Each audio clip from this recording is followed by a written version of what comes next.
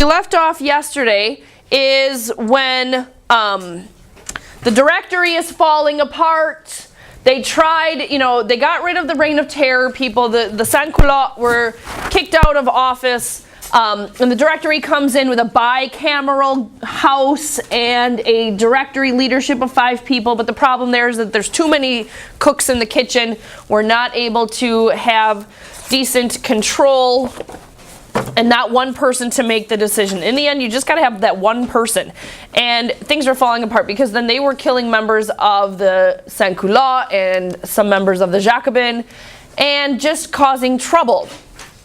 So we need somebody to come in and take over. We have Napoleon. There he is in all of his glory. This picture's on page 392. What was that? In Civ 5 it looks different. In Civ 5? Oh, he doesn't look like this? He's wearing like a blue hat. Oh, yes, he does wear that is his military suit. That's what he fought in. He looks like Bill and Ted's Excellent Adventure. He's holding a spear. It looks like Bill and Ted's Excellent Adventure. He is in Bill and Ted's Excellent Adventure. What? No, we cannot watch Bill and Ted's Excellent Adventure. What's out the window, guys? What? Okay. But this is his coronation portrait. And it shows he calls himself the state. He goes along the lines of Louis XIV and saying, I am the country. I am the reason why France still exists. And he gets a really big head. And his power goes to his head. We're going to learn some life lessons for when we too try to take over the world. One, never to follow in Napoleon's footsteps. So that's him on his imperial portrait, painted by Jean Ingres. And it looks very splendiferous, doesn't it? He's got the trappings of monarchy there. He's got the ermine robes, he's got the velvet, he's got the staffs of state. But he tries to portray himself as the anti-king, and it doesn't quite go for him. Yes? Doesn't he look like Pee Wee Herman? There is a little Pee Wee-ish there in the face. Does everybody know who Pee Wee Herman is? Pee Wee's Big Adventure? It was my favorite movie. I watched it at least twice a day. That's the one that everybody just needs to watch. Pee Wee Herman's looking for his bike, and he's told that it's in the basement of the Alamo. So he's got to get to the Alamo. It's so stupid, and it's so funny. I haven't watched that one in probably 20 years. I got to pull that one out of the archives. Oh, VHS? That's what we had to do, taped off TV with the commercials. So it's really great. I got to put that on my birthday list for ones on DVD. All right. So a little bit about Napoleon Bonaparte. He was not born into any form of monarchy. He was not born into nobility. He was born into a poor family on the island of Corsica. So he's not even from France mainland. He's from France territory. And he joined the military in order to kind of elevate himself out of his life circumstances. He did not... excuse me. He was one of those kids that was just, you could tell he was going to do something good with himself. Like, he was very advanced, he was very smart, he knew the military stuff really good. He got the idea of battle, he got the idea of the brotherhood of the military, and so that just seemed like the perfect entryway for him into life. And so he joined the artillery. And the artillery is not your general just marching foot soldier. These guys were the guys with skills, running the cannon, running the large stuff. So he had importance, and he worked his way up the line of the military. He went to a military school, so he was educated not only in the enlightened ideas, the Renaissance idea of an enlightened thinker, but he was also educated in the military. So this was his whole life. This was his whole idea. And so he also joined the Jacobins, the idea that Paris needs to form a republic, that they need to get the people in charge and to get rid of the king. He was not involved in the whole stuff going on in the ground in Paris because he was part of the military. So he was fighting outside of Paris in the wars against other countries in Europe. And he, during the time when the Directory was falling apart and we had some people that were going back to being pro-royalty and bringing the king back in charge of France, he was still that Jacobin power, and he said, we can't have this. We have to have people in charge that are not royalty. We cannot bring the Bourbons back. And so leading this coup d'etat to get the leaders of the Directory out of power that were promoting the ideas of pro-monarchy, that saves the republic. That the idea of a government of the people, by the people, for the people is still alive in France. We do not right away go back to the ideas of monarchy. And so and by doing this, by promoting all of this idea, he earns his way up into a generalship of the military because they're like, you love France. You should protect France. And so off he goes to protect France and to gain French territory back, because with territory comes power, and with power comes respect on the European landscape. And so he wanted France to lose their reputation of being these mopes that are allowing themselves to be taken over by the rabble-rousing people. Do we have a question? What did you say you became in the military? A general. Thank you. You're in a generalship. It was in my head. That's okay. It's gone. It's all good. So he's going out there. Remember, the wars with Austria and Prussia are over, but yet now we have to just quiet all the fires that are still kind of smoldering out there. And so he's sent out to do that because he has the trust of his men. That's one thing about Napoleon, is that because he worked his way up in the military from childhood on, his soldiers see him as one of them. You are with us. You understand what it's like to be a soldier under somebody else's control. You've earned your way up the scale. So people really admire him. They respect him. And his men are willing to follow him literally to the ends of the earth. And they do, all the way into like the core of Russia eventually. And so the armies go into Italy, they go into Switzerland, and take over the Austrian and Sardinian armies that are controlling that area. Sardinia is part of Italy, and Austria obviously is next door neighbors to Switzerland. And so in the wars that were going on during the French Revolution, they had taken over those lands. So now Napoleon comes in, he's like, you are not going to live there anymore. We are pushing you out, and France is going to maintain control. And the French are like, hooray, we're getting respect again. And then he does this big deal, and he goes in and invades Egypt. This pits France against England because Lord Horatio Nelson of England is patrolling this area and had cut the French fleet away from France. He had intercepted the lines, and the French needed their navy, but they couldn't go up against the British Navy. They had to beat them on land because they didn't have control of their boats. So he goes in and easily takes this over, but in the end, the invasion was a failure because Europe was falling apart. Horatio Nelson was such a wonderful admiral for the British Navy that even though Napoleon is fighting on land to get the Navy back, they don't win because they couldn't go to the seas to fight Horatio Nelson in his own area. Does that make sense? They win on land, but they do not win on sea, and Horatio Nelson keeps that split. So now the French they're trying to flounder, and they're trying to come back to this. Russia, once France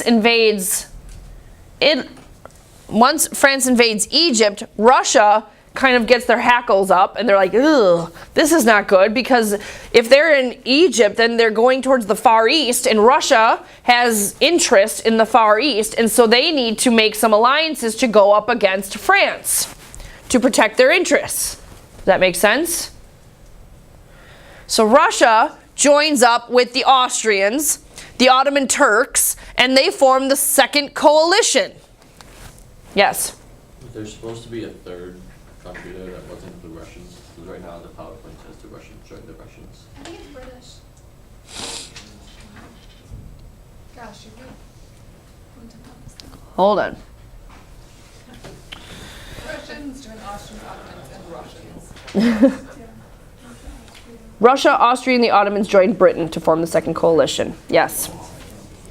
British. Good job. Good catch. 394 that's located on.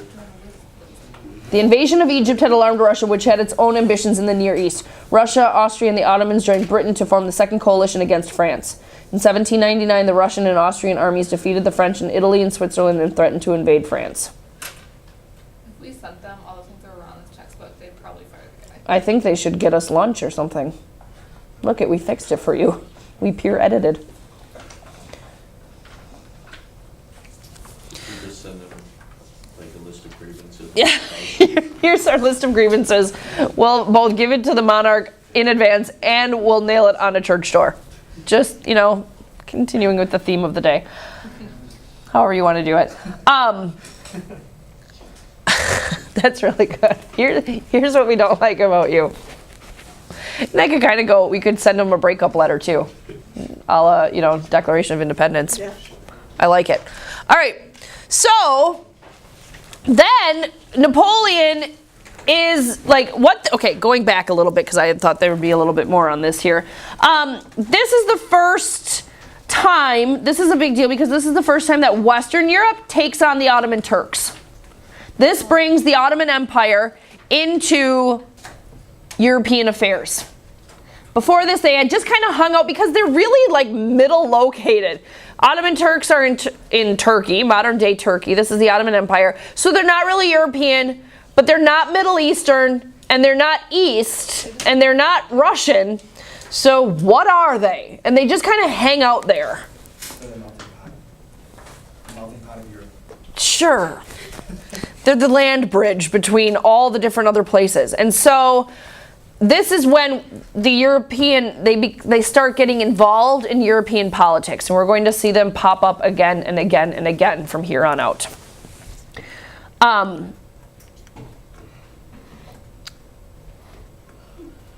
it helps the Ottoman Empire realize how far behind they are in Europe as well. Like they look at Europe and they're like, oh, look at how advanced you are. We're not. We need to fix that. So we've got economic troubles still. We've got international issues against the Second Coalition going on. And the Directory is not working well. They're not adapting well to their new situation. So we have the Constitution of the Year 8, VIII. And so one of the directors, the Abbé Sieyès, who is a religious leader, proposed a new constitution. So what is this, like Constitution 5? Since the beginning of the French Revolution, we just can't get it right. And so Napoleon comes in and says, or what they want is an executive body independent from the whims of electoral politics, a government based on the principle of confidence from below, power from above. Doesn't that sound a little bit like a monarchy? Power from above? Everybody, one guy in charge? And Napoleon's like, dude, we just fought for this. We're not going back to something else. So news of France's domestic troubles had reached Napoleon in Egypt without orders, and leaving his army behind, he returns to France. Dun, dun, dun, dun. I'm coming in to save the Directory from their troubles. This is going to be wonderful. And so Napoleon, or the Abbé, believes that Napoleon could be used and then dismissed. Like, oh, we'll use him as this savior type figure. The military's coming in to save France, and then once he's done, once we've used him for popularity, we'll push him aside. Yes, very Joan of Arc-like. And,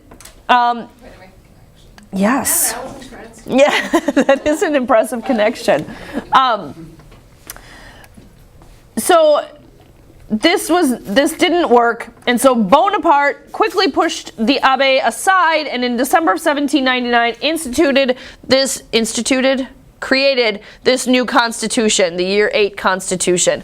And what this constitution allows for is universal male suffrage, checks and balances. So that's all Republican, yes, government of the people, by the people, for the people. This is wonderful. And people are accepting this. Yes. When does France go back to the standard calendar? Because their whole starting at year 1 thing is really messy. I know.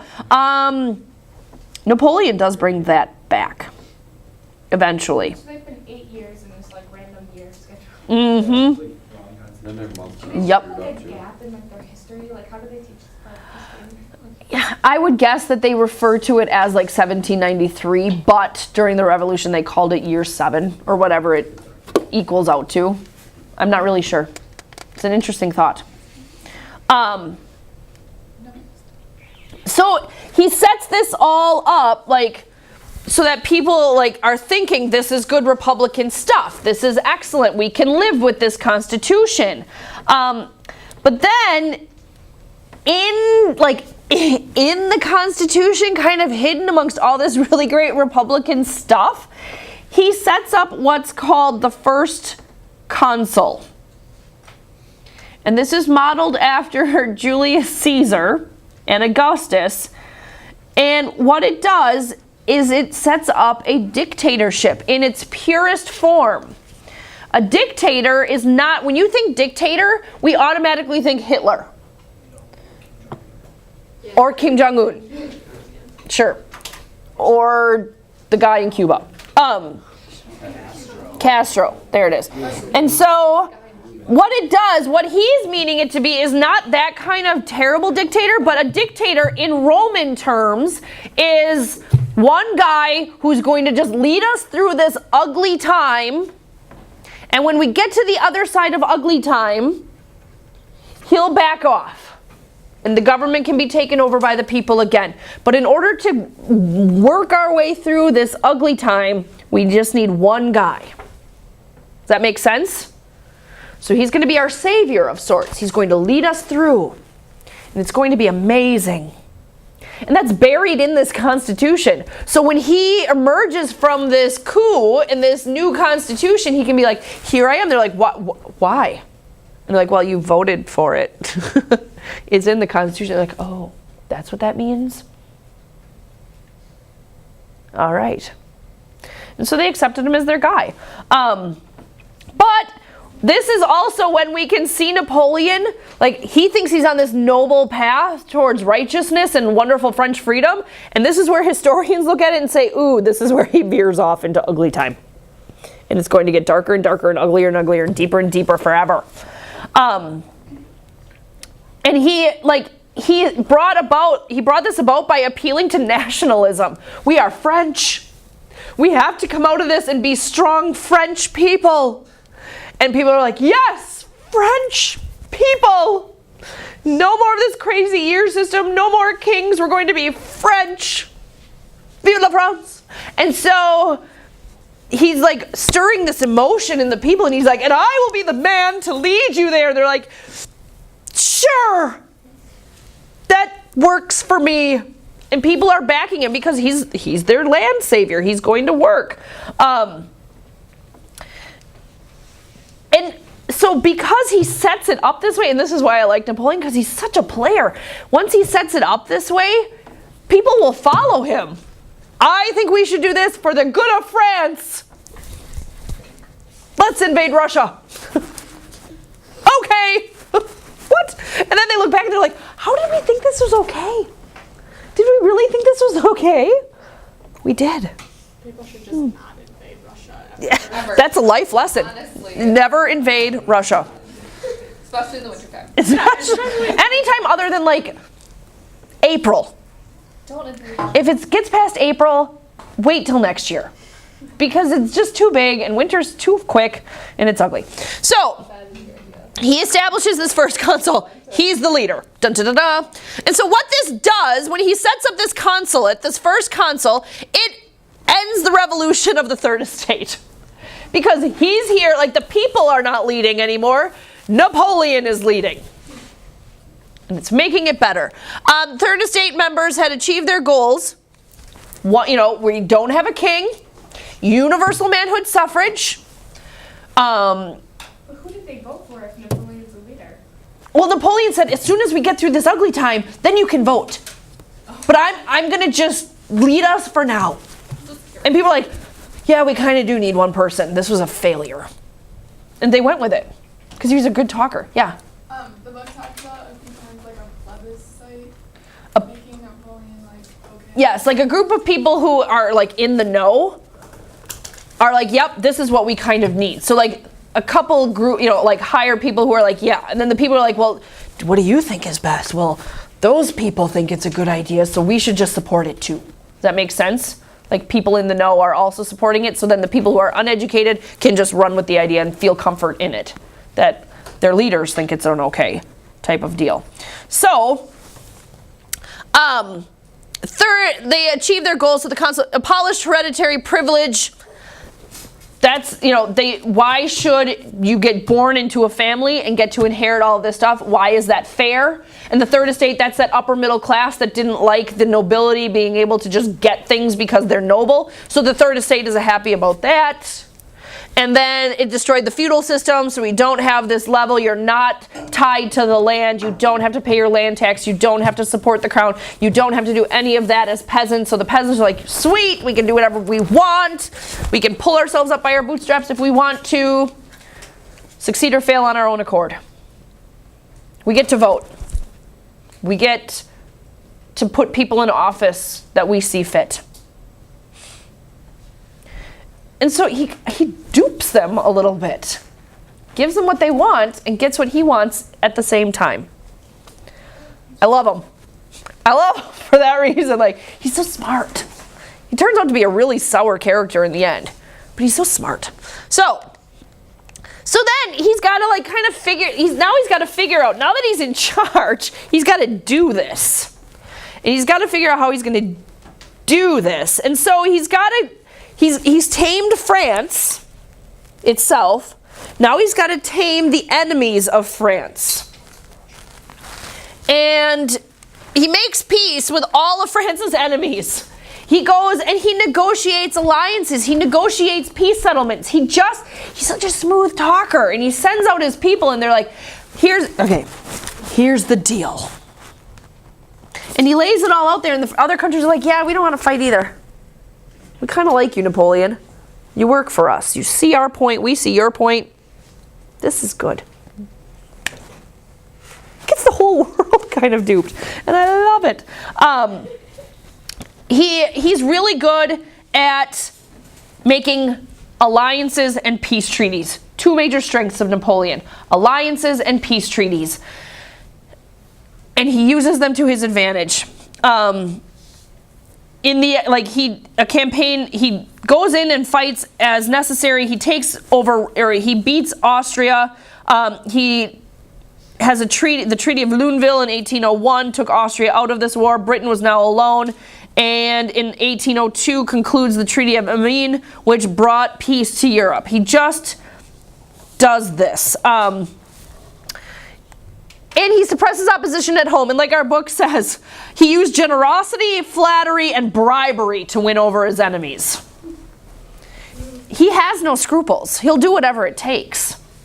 Generosity, here, go along with me and you'll get this. Here, let me give you all of this. Flattery, hey, you're really awesome. I think you should do this. Oh, okay. And then just bribery. Do this, and you'll get this. It just works. He issued a general amnesty to men of all political factions.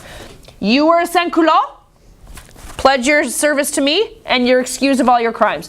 You were a Jacobin, pledge your allegiance to me, excused of all your crimes. You were the guy that dropped the blade on the guillotine, you'll be okay.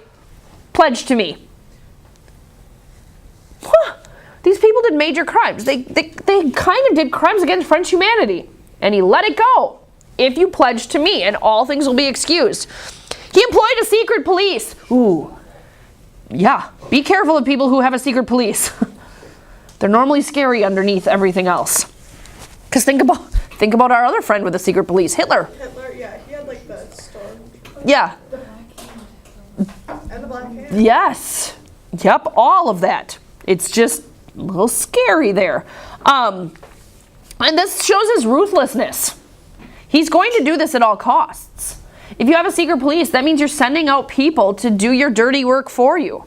And then his hands are clean. So nobody can say he's an awful leader because he does this. Brilliant. He stamped out the royalist rebellion in the West and made the rule of Paris effective for the first time in years. He centralized power to Paris, took power away from the provinces and brought it to Paris. And he made examples out of people. Used opportunities to destroy his enemies. A plot on his life in 1904, or 1804, yes, he lived for 100 and some years, provided an excuse to attack the Jacobins, though it was the work of the royalists. Also in 1804, he violated the sovereignty of the German state of Baden to seize and execute the Bourbon Duke of Enghien. The Duke was accused of being in a royalist plot, but Bonaparte knew he was innocent. So even though people maybe thought it could be, he killed him anyway and said, look it, if I'll kill him, I'll kill anybody that's in my way. Wait, why did he need an excuse to attack the Jacobins? Wasn't he one of them? Yeah, but the Jacobins,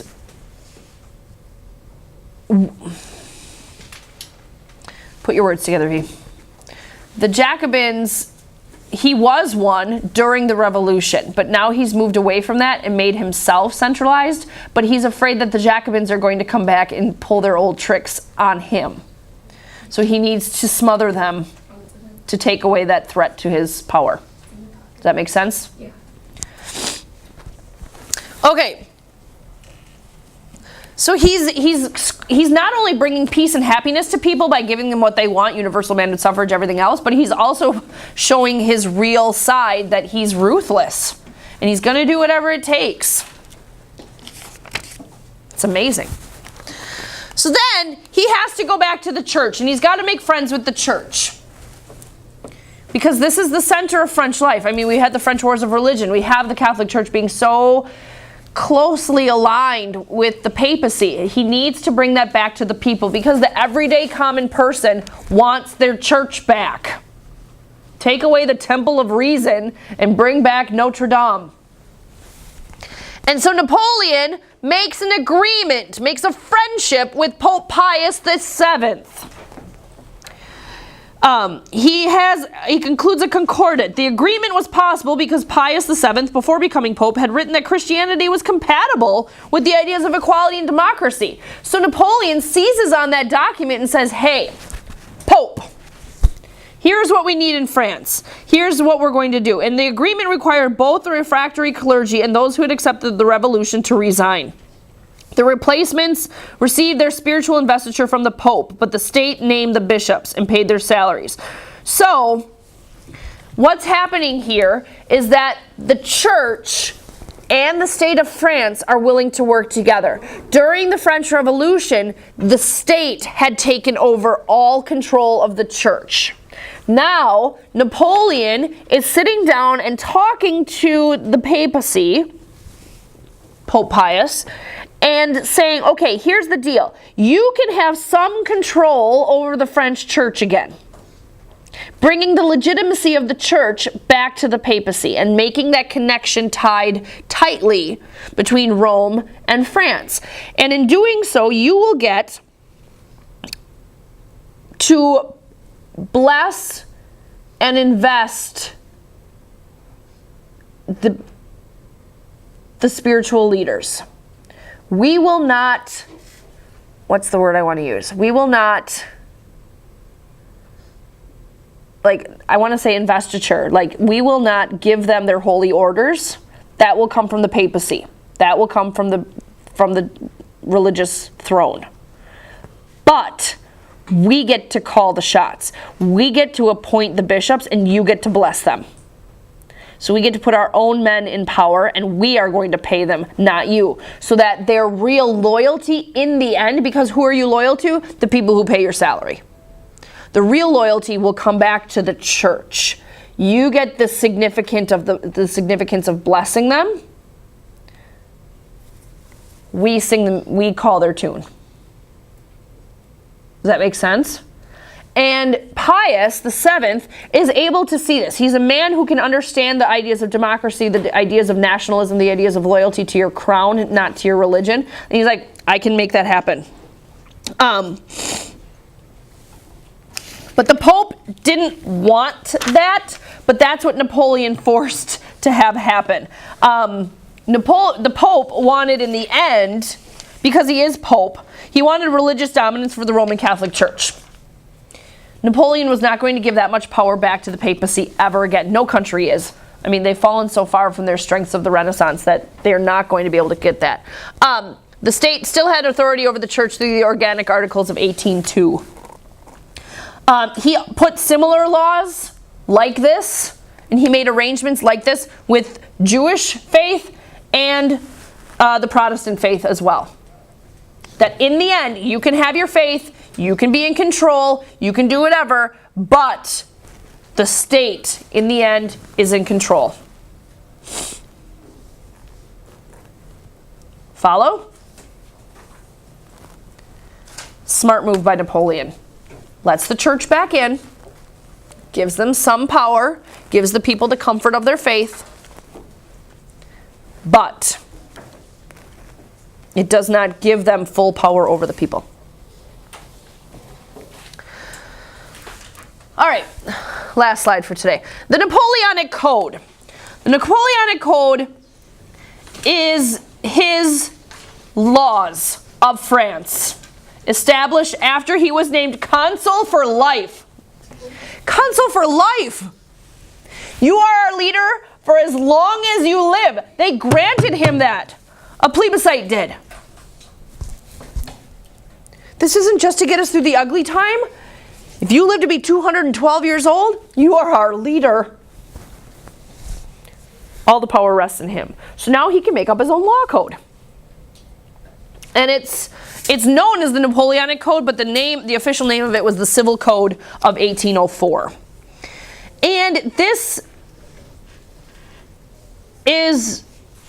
sets France up for some success. The main thing of the Napoleonic Code is that it gives France a strong basis for ruling themselves again. It gives them a guideline and a rule of law that allows everybody to be equal as much as you can be at this time. All forms of property, it belongs to you. You could not get it taken over willy-nilly. You cannot have anybody come in and say, I want it, so it's mine and I'm more powerful than you. If you own it, it's yours, period. However, there were some conservative attitudes towards women and labor remained. Women were still not equal to men. Women's fathers were granted extensive control over their children and husbands over their wives. So mothers were there again as bread makers and baby makers. That's pretty much it. If the father makes the rule, it's what stands. Women could inherit if their father said it was okay for them to inherit. Women needed husband's consent to dispose of property. They could not just buy and sell land on their own. The husband had to be involved in this sale. Married women especially needed this. Divorce remained more difficult for women than men. Primogeniture was still outlawed though. Oldest son inheriting everything, that was still outlawed. All privileges based on birth were outlawed. Birth doesn't matter, you earn it. And this was what the biggest thing on this, it's nationwide. Everybody in France followed the Napoleonic Code because prior to this, different regions had different laws, especially concerning women. Now that got rid of all that confusion. Well, down here they're allowed to do this, but up here they can't do that. And so now everybody follows the same rule. All French citizens are equal under Napoleonic Code. Concerns everybody. Huge! Uniting the country again. Yay, Napoleon.